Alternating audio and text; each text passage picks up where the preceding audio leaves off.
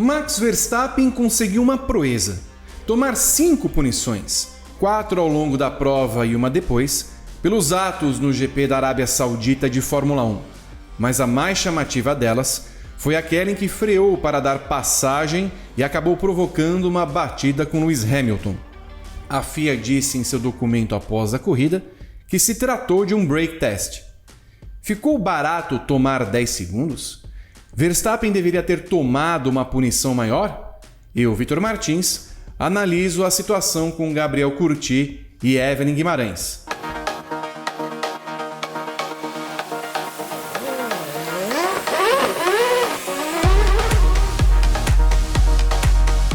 A decisão em Abu Dhabi será a primeira em 47 anos que a Fórmula 1 tem os dois postulantes ao título empatados na pontuação.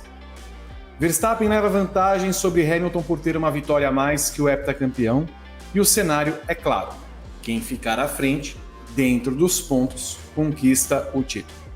Mas temos as posturas de Verstappen em toda a carreira, sobretudo o que aconteceu no final de semana do GP da Arábia, em que ele tomou 5 punições ao longo da corrida e, sobretudo, na questão em que levantou o pé e freou bruscamente, provocando um incidente com o Hamilton que não teve grandes proporções, mas que depois da corrida ter terminado, ele tomou mais 10 segundos de punição.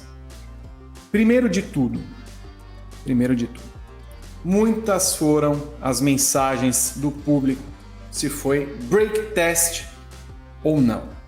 Vocês viram as cenas, vocês viram telemetria, viram tudo. Eu estava acompanhando ontem, depois dos nossos programas, a cena da onboard do Hamilton.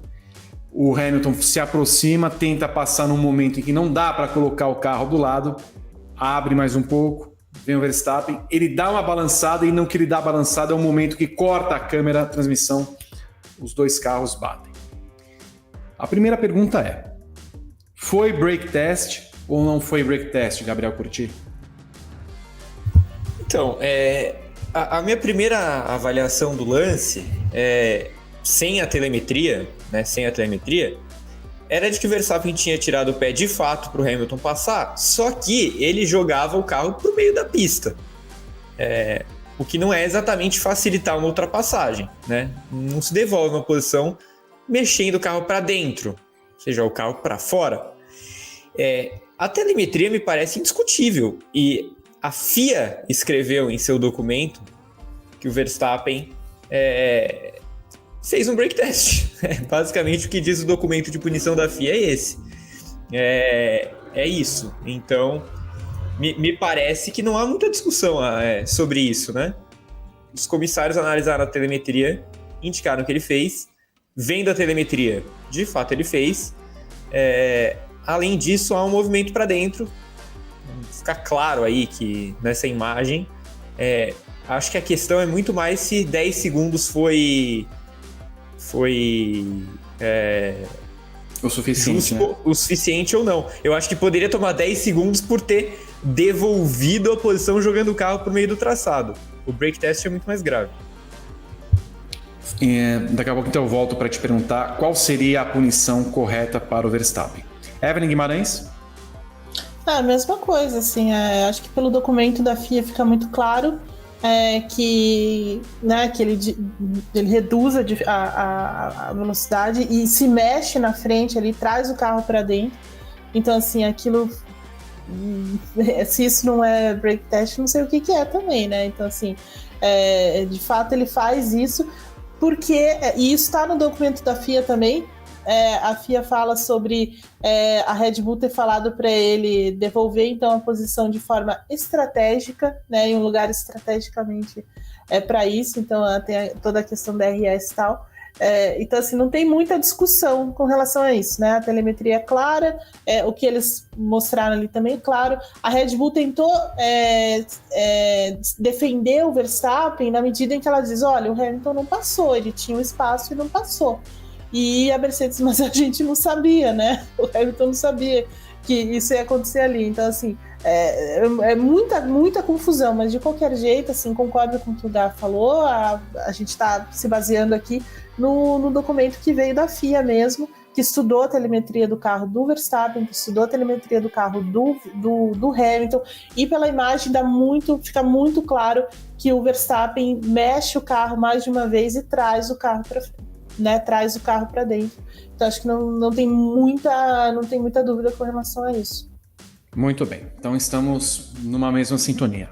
Ora, se é um brake test e considerando que já havia duas punições anteriores para o Verstappen, qual deveria ter sido a punição correta ao Verstappen nesse sentido, Gabriel? Como um grande fã de Juan Pablo Montoya, o Verstappen deveria ter recebido bandeira preta. Na minha visão, o Verstappen deveria ter sido desclassificado dessa corrida e acho que ele seria desclassificado se o Hamilton quebrasse nessa batida. Mais uma vez, eu acho que a FIA age de acordo com o resultado da prova. Não vai interferir, então a gente vai dar o máximo de uma punição que não interfira na disputa, vamos manter longe da disputa. Só que, como eu disse, não interferir também é interferir, né? Tentar não interferir também é interferir. Nesse caso, a FIA interferiu porque ela não deu a punição adequada. Na minha visão, isso é um lance claro de desclassificação, porque é um dos movimentos mais perigosos que se tem no automobilismo. Poderia ter dado um estrago muito feio, um carro podia ter subido em cima do outro, enfim, podia ter dado um estrago gigantesco. Sorte que foi só uma asa, sorte que foi só uma pancadinha na traseira do Verstappen. Os dois poderiam ter se dado muito mal com isso. Para mim era bandeira preta. Evelyn? Concordo, tinha que ser, ele tinha de ser desclassificado pelo quanto foi perigosa a manobra que ele fez, e também por tudo que ele já tinha feito na corrida até ali, né? Então, assim, eu acho que tem que pesar isso também na hora de tomar essas decisões, né? E aí que a gente entra aí vem a nossa discussão sobre a falta de critérios, sobre o quanto eles não querem interferir, e isso vem do GP do Brasil. Basicamente, isso vem do GP do Brasil, quando toda aquela celeuma em relação a não ter todas as imagens, a tomar a decisão sem ter todos os recursos, e aí você não dá nenhuma punição. Então isso abre brechas para esse tipo de coisa.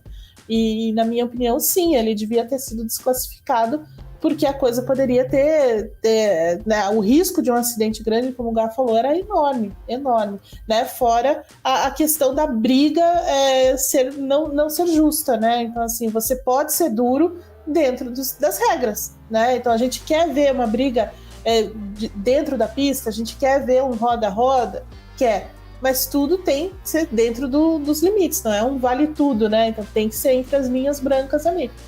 Né? E eu acho que isso é muito claro para todo mundo, né? Quero chamar a atenção de vocês em dois pontos etimológicos que me chamaram a atenção em relação a tudo isso. O primeiro do acidente em si, quando a Red Bull fala para ele estrategicamente devolver a posição. Ora, é um pouco simples. Se ela fala isso, que é para ele devolver estrategicamente, é porque em algum momento, pode ter sido no final de semana ou em algum momento do campeonato, eles se sentaram para conversar a respeito disso. Ora, se acontecer assim, e se você tiver de devolver uma posição, devolva em tais condições.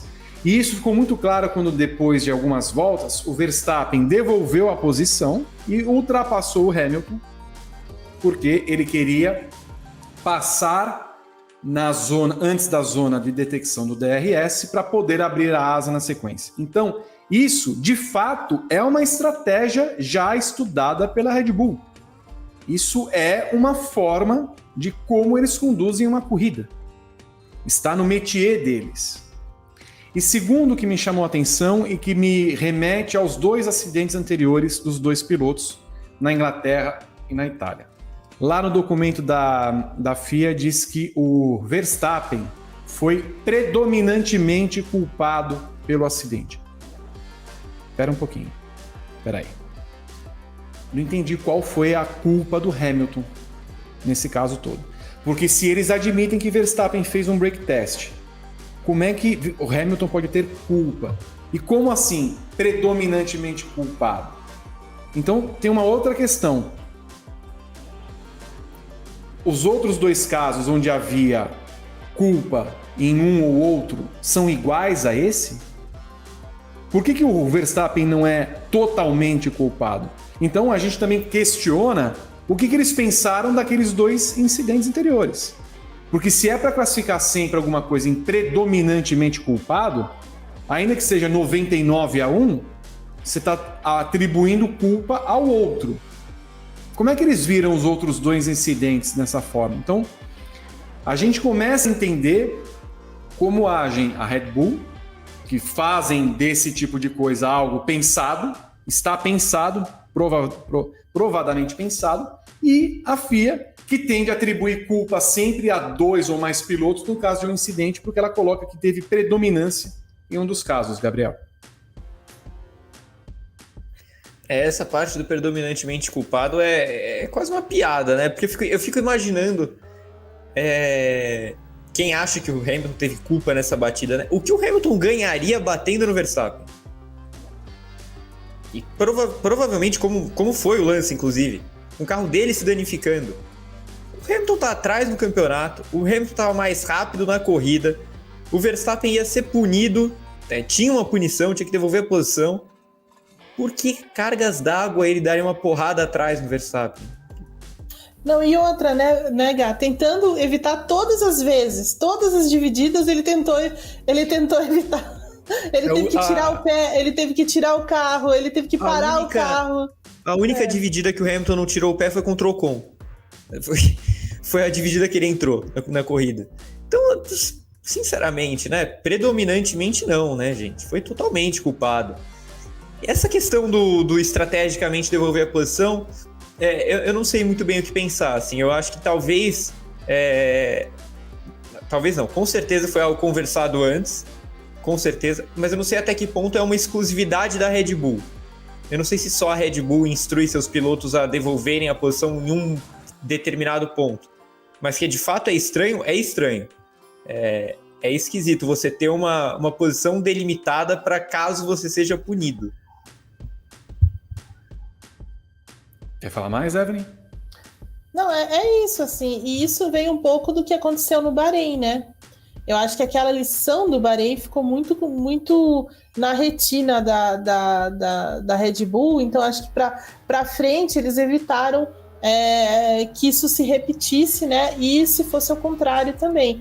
Então, eu acho que tem algum elemento disso. Isso que o Gá falou, também concordo, também assim, você não sabe se outras equipes fazem isso, mas certamente isso foi conversado, isso é uma coisa muito, muito clara lá dentro e, de novo, eu tenho a impressão que isso vem do Bahrein, do que aconteceu lá no Bahrein, quando o Verstappen passa o Hamilton e depois ele precisa devolver a posição e ele devolve imediatamente o Hamilton, né? Então, naquele momento, ele poderia ter escolhido um lugar melhor e não escolheu.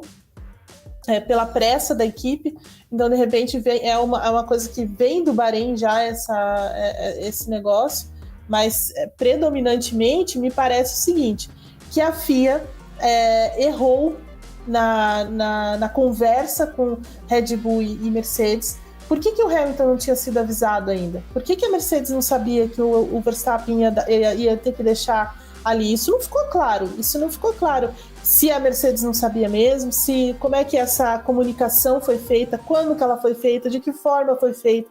Então me parece que tem algum ruído aí muito grave e assim, eles não explicaram isso ainda, né? Então esse predominantemente aí talvez tenha um elemento desse de uma falha da FIA, sabe? A FIA tentando limpar a barra ali para ninguém levantar essas questões também, porque a Red Bull depois, embora ela tenha ficado quieta, né, no rádio e tudo mais, depois eles desceram a lenha, né, falando sobre Charlie White, falando como as coisas estão fora de controle e tudo mais. Então, assim, para mim, tem alguma coisa errada nesse sentido